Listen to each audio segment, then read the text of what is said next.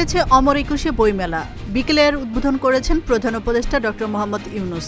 প্রতি বছরের মতো এবারও বাংলা একাডেমি প্রাঙ্গণ ও সোহরাওয়ার্দী উদ্যানে আয়োজন করা হয়েছে প্রাণের বইমেলার।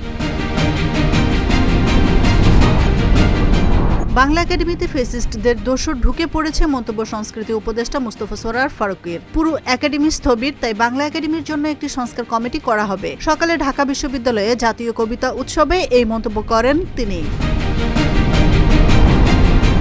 দুর্বল তদন্ত ও অপেশাদার প্রসিকিউশন ন্যায় বিচারের অন্যতম অন্তরায় মন্তব্য প্রধান বিচারপতি সৈয়দ রেফাত আহমেদের। তাই বিচার বিভাগের স্বাধীনতার জন্য স্বতন্ত্র প্রসিকিউশন সার্ভিস গঠন এবং সুপ্রিম কোর্ট সচিবালয় স্থাপনের বিকল্প নেই।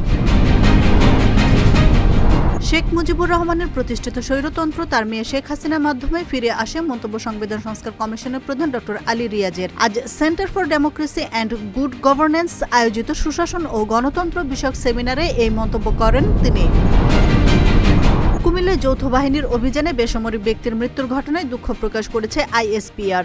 এই ঘটনায় ক্যাম্প কমান্ডারকে প্রত্যাহার করা হয়েছে এবং তদন্ত কমিটি গঠন করা হয়েছে। আজ এক বিজ্ঞপ্তিতে এই তথ্য জানিয়েছে আইএসপিআর।